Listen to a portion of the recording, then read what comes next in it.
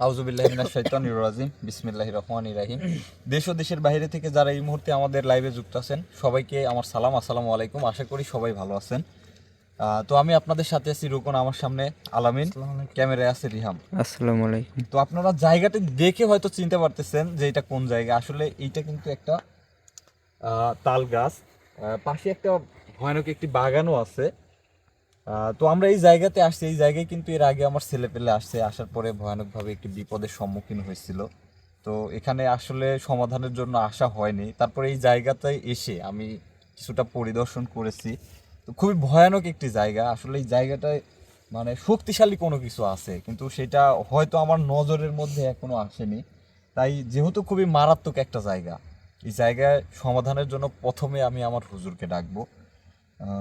আর যে উদ্দেশ্যে কিন্তু এই জায়গাটায় আসা, দেখেন এই জায়গায় কিন্তু ফসলাদি হয়, কিন্তু এই গাছটিতে কিন্তু কেউ কাটতে পারে না। হয়তো যদি কাটার পরিকল্পনাটাও করে, তার স্বপ্নের মধ্যে চলে আসে যে না, এই গাছ কাটলে তোর ক্ষতি হবে মারাত্মক। কিন্তু এর রহস্যটা আসলে কি, সেটাই জানার চেষ্টা করব আজকে। তো সবাই আমার জন্য দোয়া করবেন। আরও একটি বিষয়, প্রোগ্রামে আসলে ঠিক মতো আসতে পারতেছি না, বিভিন্ন কাজ কামের চাপ পড়ে যাচ্ছে, অনেকের সাথে ঠিক মতো কথাও হচ্ছে না। আসলে কাজের চাপ থাকলে যা হয়। তো ইনশাল্লাহ সবার সাথেই কথা হবে, কেউ ব্যস্ত হবেন না ইনশাল্লাহ। আর কাজগুলা যেন সহি সালামতে সুষ্ঠুভাবে করতে পারি, সেই দোয়া করবেন আমার জন্য। আলামিন, তুমি কি প্রস্তুত আছো?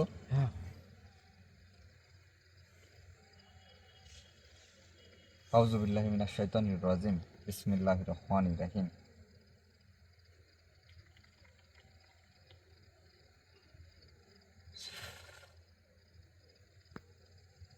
আউযু বিল্লাহি মিনাশ শাইতানির রাজিম বিসমিল্লাহির রহমানির রহিম।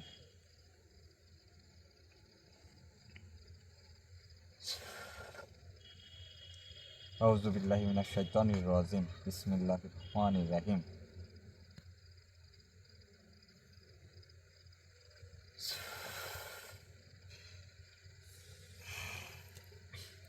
আসসালামু আলাইকুম। ওয়ালাইকুম আসসালাম। হুজুর কেমন আছেন আপনি? আলহামদুলিল্লাহ ভালো আছি। তুই কেমন আছিস? জি, আল্লাহর রহমতে ভালো আছি। আহ, তো যে জায়গাটাতে আসছি, আশা করি বিষয়টা বুঝতে পারতেছেন কোন জায়গাটাতে আসছি। আমি এই বিষয়ে সব জানি। আচ্ছা, তার আগে এই জায়গার বিষয়ে কথা বলার আগে কিছু কথা বলে নেই। এর মধ্যে কি আপনার দাদিপুরির সাথে কি কোনো কথাবার্তা হয়েছে বা যোগাযোগ হয়েছে? হয়েছে। কেমন আছেন উনি? আলহামদুলিল্লাহ সে ভালো আছে। এর আগের একটা প্রোগ্রামে তো দেখছেনই যে আসলে আপনাদের উদ্দেশ্যেই কিছু একটা মানে আয়োজন করছিলাম, কিন্তু একটা শয়তান আর কি এমনভাবে নষ্ট করে দিল। তো আসলে কিছু আসলে অনাকাঙ্ক্ষিত ঘটনা ঘটে যায়, আসলে কিছু করার থাকে না এই সমস্ত জায়গায়। তো আল্লাহর অশেষ রহমত যে মারাত্মকভাবে কেউ কোনো ক্ষতি করতে পারে না। তো যাই হোক, আহ, যে জায়গাটাতে আসছি, এই জায়গাটাতে আসার পরে আমি অনেকক্ষণ মানে একটু নিরিবিলি আমি পর্যবেক্ষণ করার চেষ্টা করছি যে এই জায়গাটাতে কি আছে। কারণ আমি কোনো জায়গায় গেলে আমি কিন্তু বুঝতে পারি যে সেই জায়গাটায় কি আছে, কিন্তু এখানে আসার পরে কিন্তু সম্পূর্ণ ব্যতিক্রমভাবে মানে একটা ঘটনা ঘটলো। আমি কিন্তু আমার কাছে মনে হচ্ছে জায়গাটা ফ্রেশ, অথচ আমার ছেলেপেলের সাথে এরকম ঘটনা ঘটতেছে, আমার গ্রামবাসীর সাথে এরকম ঘটনা ঘটতেছে। এইটার আসলে কি রহস্য, এখানে কি আছে? এটা রহস্য। এখানে যেটাই আছে তারা খুব খারাপ এবং খুব শক্তিশালী। আর তারা এখানে যে কয়েকজনে থাক তারা একত্রিতভাবে থাকে। দলবদ্ধভাবে থাকে। হ্যাঁ, দলবদ্ধভাবে থাকে। এই জন্যে তাদের শক্তি এত, সব শক্তি এক জায়গায় করে তারা চলে। চলে।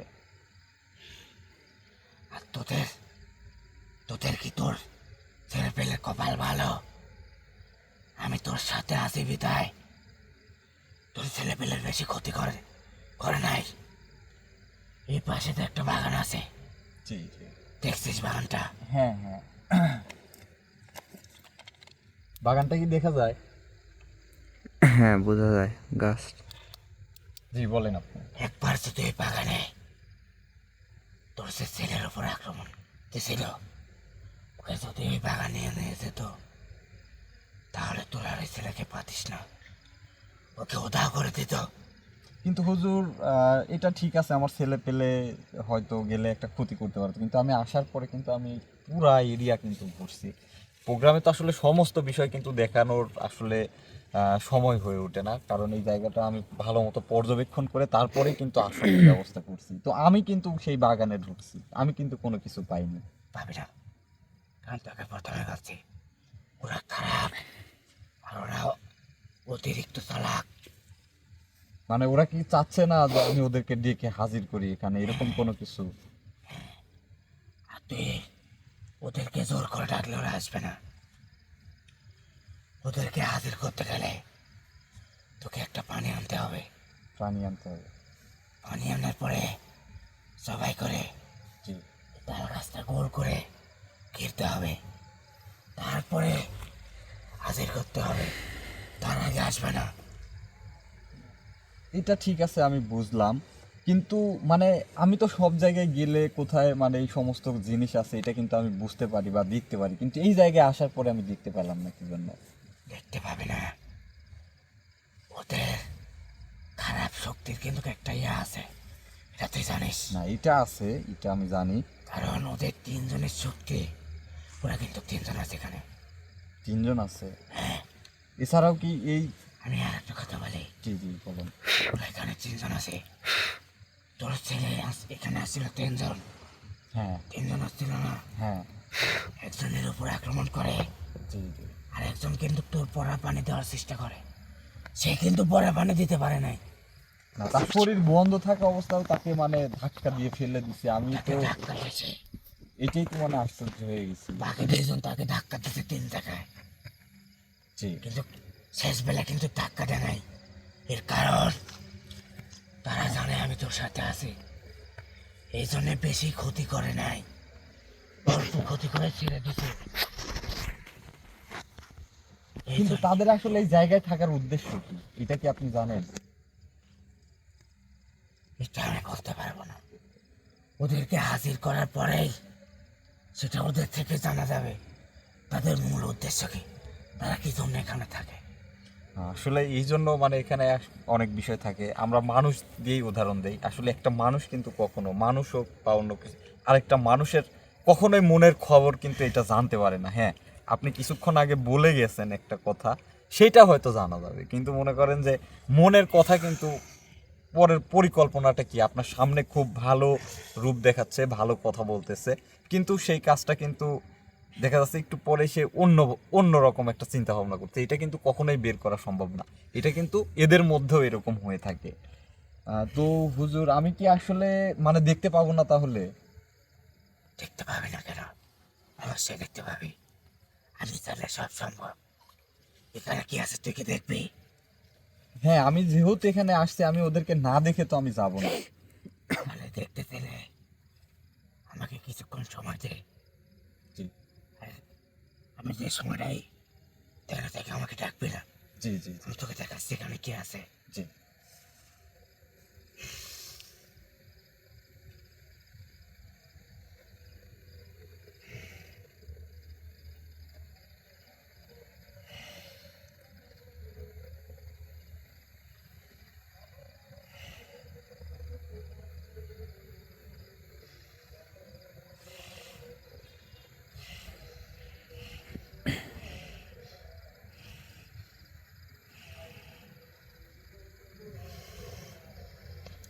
তোর মাথাটা উঁচা কর।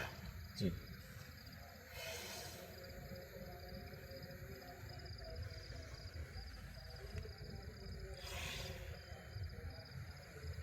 টর্চ নিয়ে ঠিক এই সোজা লাইট মুখ তাহলে দেখতে পাবি আরামদাদা এইদিকে আছে। এইদিকে আছে? হ্যাঁ, একদম এইদিকে। দেখা যায় কি? ক্যামেরায় কি দেখা যায়? না, এই পাশে দেখা যাচ্ছে না।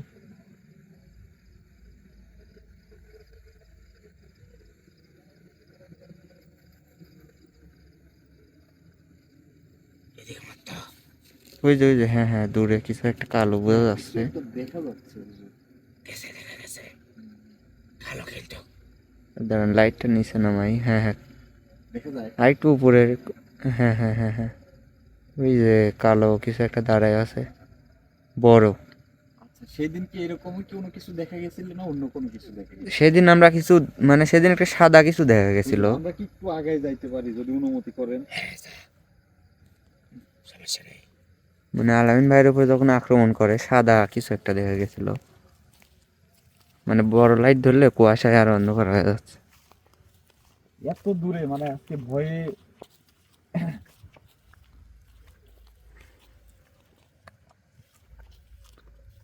হ্যাঁ হ্যাঁ, ওই যে ওইখানে ওইখানে বিশাল আকৃতির। দেখি।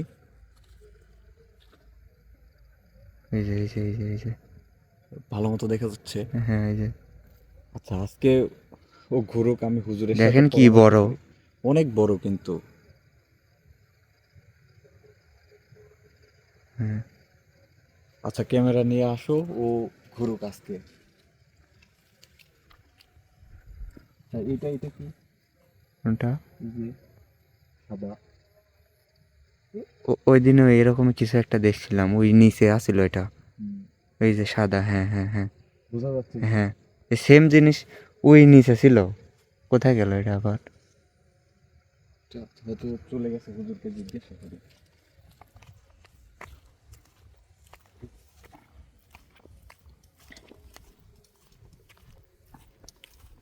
আমি ওই, এটা তো মানে আমার ছেলে পেলে বা আমি প্রোগ্রামেও যেটা দেখছি সেদিন সাদা ছিল, আজকে একটা কালো আর অনেক বড়, ভয়ানক ভাবে মানে দাঁড়ায় আছে। কিন্তু ওইটা তো আসলে আমার সামনে এসে ভয় দেখানোর চেষ্টা করে লাভ নেই, এটা ভালো করেই জানে। কিন্তু এই পাশেও কিন্তু একটা সাদা কিছু দেখতে পাইছি। দুটা। তাহলে আর একটা কই? একটা আছে। আছে? একটা আছে, কোথায় শুনবি? কোন দিকে আছে? তোর কাছে মাথায় আছে, দেখতে পাবি না। তোরা দেখো না, দিকে আচ্ছা, যাস। থাক। ওদেরকে আমি একত্রিতভাবেই আমি হাজির করব, ওর যত বড় শক্তিশালী হোক। তবে হাজির করার যে নিয়মটা বললেন, এটা ইয়া করে কি আমি একদম ওদেরকে পুরানো বা বন্দি করার ইয়াতে আসবো? হ্যাঁ, তুই যেটা চাস সেটা করতে পারবি। সেটা নির্ভর করবে ওদের উপরে। ওরা আসলে যদি দেখা যাচ্ছে যে আমার কথা শুনে, আমার কথা মতো চলে বা আমার কথা মেনে নেয়, তাহলে তো ভালো, আলহামদুলিল্লাহ। কোনো ইয়া থাকতেছে না। সহজে তোর কথা শুনবে না, সেভাবে তুই প্রস্তুতি নিয়ে আসিস। ওরা খুব খারাপ। হ্যাঁ, আমি আসার পরে দেখেন আপনি এখন কি করলেন, তারপরে কিন্তু ওরা প্রকট হয়েছে বা আমি দেখতে পাইছি। তাছাড়া কিন্তু দেখতে পাই নাই। তারপরে হুট করে পরবর্তীতে আবার ইয়া করছি, দেখি নাই, অদৃশ্য হয়ে গেছে। এরা তো আসলে দেখেন, আমরা দেখতে পাচ্ছি, আপনাদেরকে দেখানোর জন্য কিছু ধোঁয়া আছে, আমল আছে, এটা কিন্তু অবলম্বন করতে হয়। তাছাড়া কিন্তু এরা কিন্তু অদৃশ্য ধোঁয়া। আর ধোঁয়ার কি দেখবেন আপনারা? অথবা এরা কোনো প্রাণীর রূপে আসে, তখন তো আর বুঝতে পারবেন না। এটা ধরেন একটা কুকুরের রূপে আসলো, তখন কি আপনি বুঝবেন এটা কুকুর না এরকম শয়তান কোনো জিন? এটা কিন্তু বোঝার কোনো উপায় থাকে না। তাই হুজুরের এই যে বিশেষ কিছু নিয়ম কানুন আছে, এটার মাধ্যমে কিন্তু আমরা এটা ক্যাপচার করতে পারি। তো যাই হোক, সেই বিষয়ে আমরা না যাই, কথা না বলি হুজুর। তো ভাই, এই জায়গা সম্পর্কে তো মোটামুটি আমাকে ধারণা দিলেন, তবে আমি আসার আগে পূর্ণ প্রস্তুতি নিয়ে এখানে আসবো ইনশাল্লাহ। তার আগে আমার মানে কিছু জানার আছে। ভাই তোর কি জানার আছে? আমি একটা নাম বলতেছি আপনাকে, আমি নোটস করে রাখছি। আহ, ইনার কি সমস্যা, এইটা মানে আপনি আমাকে একটু জানাবেন। বর্ণালী চক্রবর্তী। বর্ণালী চক্রবর্তী। জি। ঠিক আছে, আমাকে একটু শোনা দে।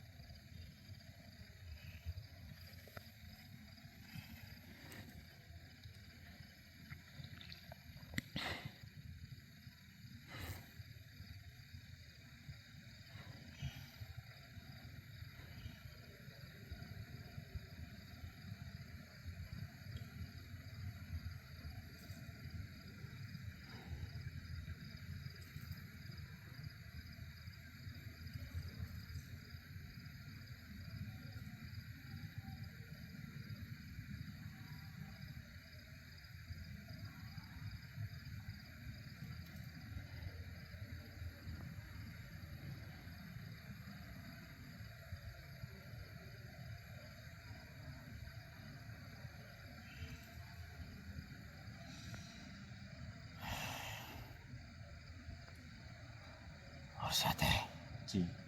খারাপ একটা সিন আছে। মানে আমি চাচ্ছি কতদিন ধরে আছে, মানে কি কি সমস্যা হচ্ছে আপনি মানে নিজে আর কি এগুলা বলেন আপনি। সে অনেকদিন যাবত তার সাথে আছে। জি আর যে শরীর খারাপ হয় জি কারণ কোনো উপসর্গ আছে, কোনো সিন যদি একজন মানুষের সাথে থাকে জি তার শারীরিক সমস্যা কিন্তু হয়।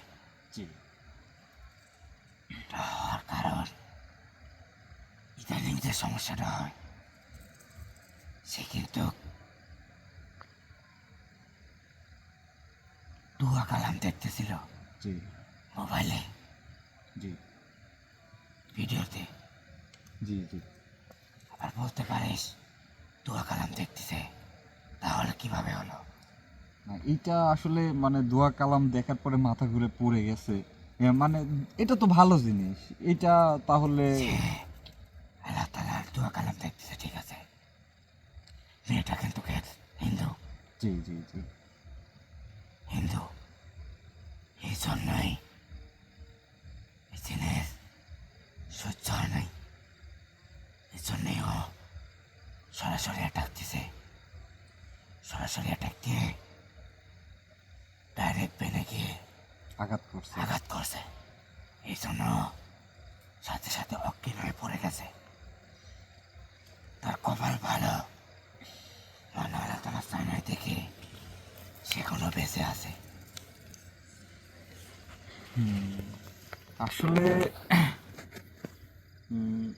আমাদের অনেকের সাথে মনে করেন এরকম সমস্যা, বেশিরভাগ মানুষের সাথে এরকম শয়তান প্রকৃতির জিন্নাতরা থাকে এরকম ক্ষতি করার উদ্দেশ্যে। তা আল্লাহ সবাইকে মাফ করুক, হেফাজত করুক। দেখেন সেই মানুষটি, দেখেন আল্লাহর একটা কালাম দেখতেছিল, সেখানেও মনে করেন যে তার দেখে সহ্য হয় নাই, সেই মানুষটার ক্ষতি করে ফেলছে। হ্যাঁ, এখন বলতে পারেন যে কালাম ছিল, কালাম দেখতেছে, এখানে তো তাহলে ওইটা ভিড়ারই কথা না। কিন্তু না ভাই, এটা যেমন পরজীবী, এটা সম্পর্কে হয়তো আপনারা অনেকেই জানেন। এরা কিন্তু এক ধরনের পরজীবী, আমাদের মাধ্যমে বসবাস করে, ওদের নিজস্বভাবে বসবাস করার ক্ষমতা আছে। আবার আমাদের শরীরে, মানুষের শরীরে, একমাত্র মানুষের অঙ্গ প্রত্যঙ্গ এইগুলোর বাহিরে যারা মনে করেন বসবাস করে, তাদেরকে আমি যতটুকুন বুঝি ভাই, আমি সেটুকুনও বলতেছি, মানে পরজীবী বলে। আমি এদেরকে পরজীবীর সাথেই তুলনা করব। মানে আমার সাথেই মনে করেন আরও একজন বসবাস করতেছে। আর এগুলা বসবাস করা মনে করেন আপনি অপবিত্র বা নাপাক অবস্থায় আছেন। একটা মানুষ তো সবসময় পাক পবিত্র থাকতে পারে না, তবে আবার থাকা যায়। এটা একটু হয়তো নিজের সেভ রাখতে হবে। এইগুলা করলে এই জিনিসগুলো অনেকটাই কমে যায়। হয়তো সে আল্লাহর একটা কালাম দেখতেছে, কিন্তু মনে করেন সে হয়তো কোনো কারণে নাপাকি অবস্থায় আছে বা অপবিত্র অবস্থায় আছে। এখন অপবিত্র বলতে পারেন এটা আবার কিভাবে? আসলে ভাই পেশাবের ফোঁটা পড়লেও কিন্তু সে নাপাক হয়ে থাকে। এরকম অবস্থায় ধরেন এইগুলা দেখতেছে, তাহলে তার ক্ষতি করাটা কিন্তু একদম স্বাভাবিক ব্যাপার। তো যাই হোক হুজুর, এইটা থেকে ওই বোনটিকে আমি রেহাই দিচ্ছি, বা মানে এটা আমি দূর করব কিভাবে, আমি সেই প্রক্রিয়াটা আপনার থেকে আমি জানতে চাচ্ছি, যাতে কাজটা সঠিকভাবে হয়, কোনো ব্যর্থতা যাতে এখানে না আসে। তুই ইচ্ছা করলে ওকে এখানে জোর করে ডেকে আনতে পারবি।